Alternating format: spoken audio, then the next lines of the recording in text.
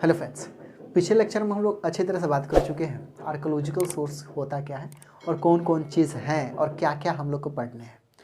पिछले लेक्चर में हम लोग ये बात कर चुके थे कि आर्कोलॉजिकल सोर्स के माध्यम से हम लोग को प्राचीन इतिहास के बारे में जानकारी अच्छी तरह से मिल जाती है और अलग अलग यहाँ पे जो कह सकते हैं आर्कोलॉजिकल सोर्स है। आर्कोलॉजिकल सोर्स के अंदर में जो भी सामान ज़मीन के अंदर मिलते हैं उसी का अध्ययन किया जाता है। उसमें मुख्य रूप से जो हम लोग बात करते हैं दो चीज़ को पढ़ना होता है, एक तो होता है अभिलेख, दूसरा होता है कॉइन्स मतलब सिक्का। एक होता है इंस्क्रिप्शन और दूसरा होता है कॉइन्स, मतलब एक होता है अभिलेख, दूसरा होता है सिक्का।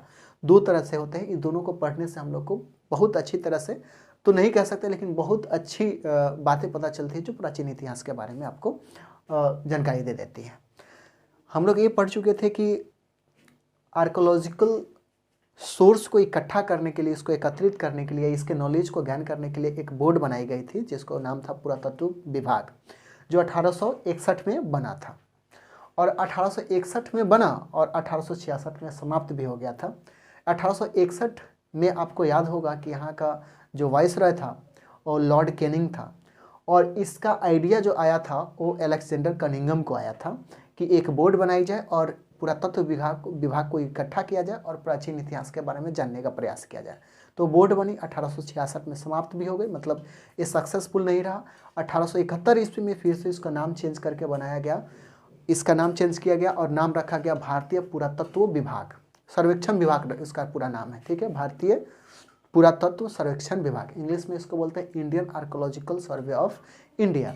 तो इसका नाम 1871 ईस्वी में दिया गया, जो कि संस्था कब बना था, 1861 में ही बना था। और ये धीरे से डेवलप हुआ और ये डेवलप होकर के एक नाम और भी आया जो कि HD संकालिया, जिन्होंने कहा कि पूरा आर्कोलॉजिकल सोर्स को 3 पार्ट में डिवाइड करा और कहा कि फर्स्ट फेज है, सेकेंड फेज और थर्ड फेज, ऐसे 3 फेज में बांटा और कहा कि 1845 तक जो है अच्छी तरह से डेवलप हो चुका था आर्कोलॉजिकल सोर्स। ऐसे 3 पार्ट में पिछले लेक्चर में हम लोग कर चुके हैं।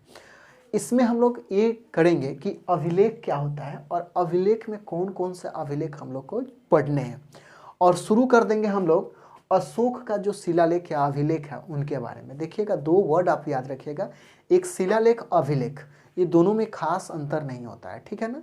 दोनों में थोड़ा मोड़ा का डिफरेंस होता है, बल्कि हर जगह मैं लिखूंगा तो शिलालेख में बोलूँगा तो आप अभिलेख समझिए, अभिलेख बोलूँगा तो शिलालेख, दोनों सेम ही समझ के आप चलेंगे, ठीक है।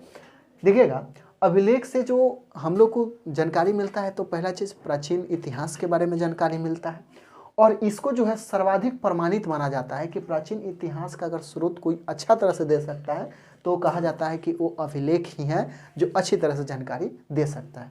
उसके बाद दूसरा नंबर जो माना जाता है वो कॉइन्स को माना जाता है, सिक्का को माना जाता है, ठीक है। अब देखिएगा, तो ये बात यहाँ पे लिखे, अच्छी तरह से समझ में आया। अभिलेख जो लिखे जाते हैं वो कहाँ पे लिखे जाते हैं, तो याद रखिए वो स्तंभ पे लिखे जा सकते हैं या फिर शिलाओं पे लिखा जा सकता है। शिला मतलब पिलर के ऊपर लिखा जा सकता है, स्तंभ मतलब भी पिलर होता है, शिला मतलब बहुत बड़ा सा कह सकते हैं, एक प्लेचू टाइप का होगा, उस पर लिखा जा सकता है। और दूसरा गुफा के अंदर लिखा जाता है, ज़्यादातर पहले के लोग गुफा में रहते थे तो गुफा में लिखा जा सकता है या मूर्ति के ऊपर कहीं भी इसको लिखा जा सकता है। ऐसे बहुत सारे चीज़ और भी याद कर लीजिए जो ज़मीन के अंदर मिलते हैं, जो सामान है उसके ऊपर कुछ लिखा हुआ चीज़ याद रखिएगा। अभिलेख से ही समझ में आ रहा है कि कुछ उस पर काट के फोड़ के लिखा गया होगा, तो इतना आपको याद रखना है। तो ये कुछ सामान है जिस पर लिखा जाता है, इस तरह की चीज़ें मिली हैं तो इसके बारे में यहाँ पे लिखे हैं। अच्छा, ये जो स्तंभ जो शिलालेख लिखवाता कौन है, तो कोई ना कोई शासक लिखवाता होगा अपने टाइम पे। जैसे सिंपल सी बात है, अभी के टाइम पे अलग अलग मूर्ति बन रही, इंडिया के अंदर देख रहे हैं कि बहुत जगह मूर्ति, जैसे आप देखो क्या बना, तो एक पीस स्टैचू ऑफ पीस बना। स्टैचू ऑफ पीस 2 जगह है, जम्मू एंड कश्मीर में भी है और हैदराबाद के अंदर, तो 2 जगह आपको मिल जाएंगे। ऐसे बहुत सारे मूर्ति बने हैं जो कि आगे चल करके जो हम लोग का अस्तित्व समाप्त होगा, जो न्यू जनरेशन आएंगे उसके बारे में, हम लोग के बारे में जानकारी उनसे मिल जाएगा, जो कि ये सब अभी जो देखते हैं वो सबसे जानकारी आपको मिल जाएगा। तो ये सारी बात है, आप समझिएगा। कौन लगाएगा, तो शासक लगाएगा। जैसे समझिएगा कि इंडिया के अंदर अलग अलग जगह मूर्ति लगाई जा रही है, तो इंडिया कि यहाँ का गवर्नमेंट अगर लगा रही है तो अपने एरिया में ही लगा रही है, ऐसा नहीं कि दूसरे के जाके एरिया में, दूसरे के जगह पे जा करके अपना मूर्ति लगा रही है, ऐसा नहीं। तो ये कोई भी शासक लगाता है तो अपने ज़मीन में लगाता है। तो इससे भी पता चलता है कि जहाँ तक शिलालेख किसी राजा का है, इसका मतलब वो ज़मीन जो है उसी राजा का है। तो इससे क्या पता चलता है कि उस समय के जो जिसका शिलालेख है उसका विचार किस तरह का था, उसका साम्राज्य विस्तार कहाँ तक था इससे पता चलता है, क्योंकि जो अलग अलग जगह पे शिलालेख को बनवाए जाते थे, और उसके धर्म में किस तरह का उसका विस्तार था और किस तरह का उसका सोच था उसके बारे में जानकारी मिलता है, क्योंकि धर्म से भी रिलेटेड बहुत सारे चीज़ आपको इधर मिल ही जाएंगे। ठीक है, ये सारी बात है। अब देखिएगा, प्रमुख अभिलेख है जिसको हम लोग को पढ़ना है डिटेल्स में, जिससे एग्जामिनेशन पॉइंट ऑफ व्यू से इंपॉर्टेंट हो जाता है। याद रखिए, अशोक के शिलालेख की बात करें तो अशोक के शिलालेख हम लोग को सबसे ज़्यादा एक एक शिलालेख इसको अच्छी तरह से समझ में आना चाहिए। कहा जाता है कि अशोक के शिलालेख पे अशोक 4 ऐसे जगह हैं जहाँ पे अशोक के शिलालेख पे अशोक लिखा हुआ है। ठीक है, 4 जगह 2 स्टेट नाम याद रखिएगा, एक कर्नाटका नाम याद रख लीजिए, दूसरा मध्य प्रदेश में गुर्जरा एक अभिलेख है, वहाँ से उनका अशोक नाम मिलता है। बल्कि हर जगह जो रहता है इनका नाम जो मिलता है, अशोक का नाम देव नाम प्रियदर्शी मिलता है। ठीक है, देव नाम प्रियदर्शी मिलता है, हर जगह इनका नाम अलग मिलता है। तो याद रखिएगा, पहले याद रखिए इनको हम अशोक के शिलालेख को या अभिलेख को पढ़ेंगे अच्छी तरह से। हाथी गुफा अभिलेख जो कि खारवेल द्वारा इसको बनवाया गया था। ये खारवेल कौन थे? तो कालिंग के राजा थे। कालिंग कौन सा जगह आप अच्छी तरह से जानते हैं। तो कालिंग के राजा खारवेल यानी खारवेल के द्वारा कौन सा हाथी गुफा अभिलेख बनवाया गया था, इतना याद रखिएगा। प्रयाग प्रशस्ति अभिलेख की बात करें, प्रयाग प्रशस्ति अभिलेख, प्रशस्ति मतलब होता है कि ऐसा ग्रंथ या फिर ऐसा अभिलेख या ऐसा कुछ भी ग्रंथ हो सकता है या अभिलेख किसी दीवार पे हो सकता है जो किसी के तारीफ करते हुए लिखा जाता है। मतलब किसी की महानता को लिखा जाता है, किसी को बढ़ा चढ़ा के लिखा जाता है, उसको हम लोग बोलते हैं कि प्रशस्ति बोलते हैं। ठीक है, इसका मतलब किसी का महिमा लिखना है, कोई वस्तु हो सकता है, कोई व्यक्ति हो सकता है, और उस महिमा को लिखा जाता है, उसी महिमा को, उसी लिखावट को हम लोग क्या बोलते हैं? तो प्रशस्ति बोलते हैं। तो प्रयाग प्रशस्ति अभिलेख है, ये समुद्र गुप्त के बारे में है। तो समुद्र गुप्त के बारे में ये प्रयाग प्रशस्ति लिखता है। स्तंभ लेख के बारे में बात करेंगे, जो पुष्यमित्र शुंग का स्तंभ लेख है उनके बारे में अच्छी तरह से पढ़ेंगे। और एक भित्री अभिलेख है, ठीक है, भित्री अभिलेख स्कंद गुप्त का है, इनके बारे में भी हम लोग पढ़ेंगे। पहले जो हम लोग पढ़ेंगे अशोक के, उसके बाद फिर इन लोगों के बारे में बात करेंगे। तो अशोक का जो चलेगा ये आपका 2 लेक्चर इस पर करेंगे, क्योंकि बहुत सारे हैं इसके अंदर अभिलेख है जिसको हम लोग को अच्छी तरह से पढ़ना है। ठीक है, अब याद रखिए अशोक के बारे में हम लोग कुछ बातें जान लीजिए। हम लोग जानते हैं कि अशोक जो बिलोंग करते हैं मौर्य वंश से बिलोंग करते हैं। मौर्य वंश नहीं, यहाँ पे मौर्य एम्पायर कर दिया, मौर्य साम्राज्य है ना। ये कहाँ से बिलोंग करते हैं? मौर्य साम्राज्य से बिलोंग करते हैं। मौर्य साम्राज्य हम लोग जानते हैं मगध वाले एरिया पे ही, मगध को ही एक्सटेंड करके, पहले हम लोग जानते हैं मगध ये महाजनपद का एक पार्ट था, और पहली बार अगर इंडिया के अंदर में कोई साम्राज्य बनाया, साम्राज्य मतलब समझ पा रहे, पहले वो जनपद था, साम्राज्य बनाया तो वो मौर्य साम्राज्य था। बनाया किसने? तो याद रखिएगा चंद्रगुप्त मौर्य ने। इनका साथ कौन दिया था? तो हम लोग जानते हैं चाणक्य इनका साथ दिया था। चाणक्य कौन सा बुक लिखे थे? अर्थशास्त्र। अर्थशास्त्र किस तरह का बुक था? तो पॉलिटिकल बुक था, ना कि इकोनॉमिकल। तो ये है। दूसरा नंबर जब इनका डेथ होता है तो बिंदुसार इनका बेटा है। किनका? चंद्रगुप्त मौर्य का बेटा है कौन? बिंदुसार। ये राजा बनते हैं, और इनके बाद जो राजा बनते हैं ये अशोक। अशोक क्या है? बेटा है बिंदुसार का। बिंदुसार फादर है किसका? अशोक का। तो ये तीसरा नंबर राजा है किसका? तो मौर्य एम्पायर का। तो इनके बारे में ये बहुत सारे अभिलेख इन्होंने लिखवाया और अलग अलग जगह पे डाला, जो कि पढ़ना है, अच्छी तरह से पढ़ना है, इतना याद रखिए। अब इसको हम लोग आगे एक्सटेंड करते हैं, अशोक के बारे में कुछ और बातें समझते हैं, और वो हम लोग आ जाते हैं इनके अभिलेख। चलिए, हम लोग ये जान चुके कि अशोक जो है तीसरा नंबर राजा था। यहाँ पे सीख चुके अशोक के शिलालेख के बारे में बात करें तो अशोक को हम लोग जानते हैं कि ये तीसरा नंबर राजा था किसका? था मौर्य एम्पायर का। किसका? मौर्य एम्पायर का। उसके पहला नंबर जो था चंद्रगुप्त मौर्य, दूसरा नंबर बिंदुसार था, तीसरा नंबर अशोक था। इसको समझ चुके हैं। हम लोग ये जानते हैं जो कोई फेमस बैटल है जो कि हम लोग कालिंग का युद्ध कहते हैं, ये कालिंग का युद्ध होता है। कालिंग का युद्ध कालिंग में ही होता है। वहाँ पे इस तरह का ये बैटल होता है जहाँ पे इस बैटल से याद रखिएगा, क्योंकि हम लोग जब मौर्य एम्पायर को अच्छी तरह से करेंगे तो वहाँ पे समझेंगे कि ये बैटल का क्या सिग्निफिकेंस है, कब हुआ और किस तरह से यहाँ पे इसका हृदय चेंज हुआ। इतना याद रखिए कि ये बैटल था कालिंग का युद्ध, इसी में इसका हृदय चेंज हुआ अशोक का। कहा जाता है कि 99 गो भाई को मार चुका था। ये इतना क्रूर था, इनिशियली बहुत ज़्यादा क्रूर था। कहा जाता है हालांकि 99 को भाई तो किसी का हो नहीं सकता। पता चलेगा कि वो ज़िंदगी से जितना उम्र नहीं उससे ज़्यादा बच्चा पैदा तो कोई कर नहीं सकता। चचेरा भी होकर तो बहुत ज़्यादा हो जाएगा। तो याद रखिए, ऐसा कहा जाता है कि 99 को भाई को मारा था, लेकिन ऐसा कुछ मुझे लगता है नहीं होगा। याद रखिए कालिंग का युद्ध हुआ था, यहाँ पे इसका हृदय परिवर्तन हुआ था और हृदय परिवर्तन होने के बाद में ये बौद्ध धर्म को अपना लिया था और बौद्ध धर्म को संरक्षण देने लगा था।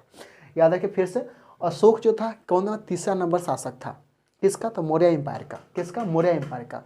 इसका हृदय परिवर्तन किस युद्ध के बाद हुआ, तो कालिंग के युद्ध के बाद इसका हृदय परिवर्तन हुआ और कौन सा धर्म अपना लिया, तो बौद्ध धर्म को अपना लिया। ये आपको अच्छी तरह से याद रखना है।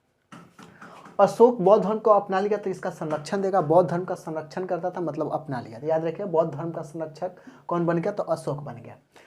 ये बौद्ध धर्म को विस्तार के लिए और बौद्ध धर्म को अच्छी तरह से विस्तार के लिए आज के प्रेजेंट में जो अफगानिस्तान है, नेपाल है, बांग्लादेश, पाकिस्तान है, यहाँ पे हर जगह पे बौद्ध धर्म का विकास के लिए या फिर उसके बहुत सारे उद्देश्य को लिखवा करके पिलर पे, स्तंभ पे लिखवा करके हर जगह पे गड़वाया था। तो याद रखिएगा अफगानिस्तान में भी इसको गड़वाया, नेपाल, बांग्लादेश, पाकिस्तान, ये सब जगह, यहाँ तक कि श्रीलंका तक भी अपने बेटा को और बेटी को भेज चुका था। कौन चीज़, बौद्ध धर्म के विस्तार के लिए। समझेंगे उसके बाद में। फिर इतना याद रखें इनका शिलालेख कहाँ, अफगानिस्तान में भी मिलता है, नेपाल में भी मिलता है, बांग्लादेश ने और पाकिस्तान, इंडिया में तो मिलता ही है।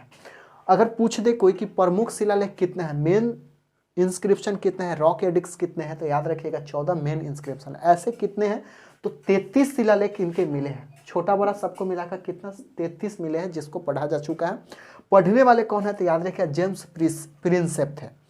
फर्स्ट व्यक्ति हैं जो कि शिलालेख को पढ़ने में सक्षम रहे हैं, वो क्या नाम है, तो जेम्स प्रिंसेप। 1837 ईस्वी में, 1837 ईस्वी में इन्होंने अशोक के शिलालेख को पढ़ा और उसको समझ रखिए क्या कि ये जो शिलालेख है, अशोक के शिलालेख, फर्स्ट शिलालेख या फिर कोई भी शिलालेख को पढ़ने वाले फर्स्ट व्यक्ति कौन थे, तो याद रखिएगा जेम्स प्रिंसेप थे, जो 1837 ईस्वी के अंदर में इन्होंने पढ़ा था और इनका अशोक शिलालेख के बारे में अच्छी तरह से विस्तार से क्या लिखा हुआ उनके बारे में जो बताया था वो जेम्स प्रिंसेप बताया था। और इस सब शिलालेख से भी पता चलता है कि अशोक का जो कार्यकाल था कौन से सीट के ऊपर, मतलब थ्रोन के ऊपर, वो था 268 बीसी से लेकर 232 बीसी तक। ये टाइम आपको याद रखिए, इसी सब शिलालेख से ये सब चीज़ें पता चलती हैं, ये आपको याद रखना है। यहाँ पे याद रखिएगा जेम्स प्रिंसेप, इस चीज़ को पढ़ने के बाद तो ये चीज़ पता चला कि ये कौन सा लिपि में है, कौन सा भाषा था। तो याद रखिएगा ये जो शिलालेख इन्होंने लिखवाया था वो ज़्यादातर ब्राह्मी लिपि में था और भाषा की बात करें तो पाली भाषा। प्राकृत भाषा याद रखिएगा इसी का एक पार्ट है, प्राकृत भाषा का पाली एक पार्ट है, ठीक है ना। तो कहीं प्राकृत लिखेगा कहीं पाली लिखेगा, इसमें कन्फ्यूजन नहीं होने चाहिए। तो याद रखिएगा उस समय ये पता चलता है कि ब्रह्म लिपि और पाली भाषा जो थे उस समय के राजकीय भाषा थी और लिपि थी। तो याद रखिएगा जो मौर्य समाज के टाइम पे अगर पूछ दिया जाए कौन सा लिपि राष्ट्रीय लिपि थी अशोक के टाइम पे, तो याद रखिएगा वो ब्रह्म लिपि था। दूसरा नंबर भाषा पूछ दिया जाए तो पाली भाषा जो था राजकीय भाषा के अंतर्गत आता था। अब देखिएगा इनके शिलालेख को फर्दर 4 पार्ट में डिवाइड किए गए हैं। अब देखिए ये जो शिलालेख लिखे जाएंगे 2 चीज़ पे लिखे जाते थे, ठीक है। शिलालेख तो एक स्तंभ के ऊपर लिखे जाते हैं, स्तंभ मतलब समझ पिलर के ऊपर लिखे जाते हैं, और एक होता है कि बहुत बड़े एरिया में लिख करके या फिर कह सकते हैं कि बहुत बड़ा पत्थर पे लिख दिया जाता था। तो ये सब चीज़ हो सकता है, तो स्तंभ के ऊपर भी लिखा जा सकता है और पत्थर के ऊपर भी लिखा जा सकता है। इस बेस पे इसका प्रकार आपसे क्या हेडलाइन रहेगा, अपना हेडलाइन रहेगा कौन सी, अशोक के शिलालेखों का प्रकार, ठीक है। तो अब हम लोग इसको पढ़ लेते हैं कि अशोक के कितने प्रकार के शिलालेख है और कौन कौन सा हम लोग को पढ़ लेना है, ठीक है। इसको शिलालेखों के प्रकार देखिएगा, हम लोग ये जानते हैं कि शिलालेख जो लिखे जाते हैं एक तो पिलर पे लिखे जाते हैं, दूसरा रॉक मतलब पत्थर पे लिखे जाते हैं।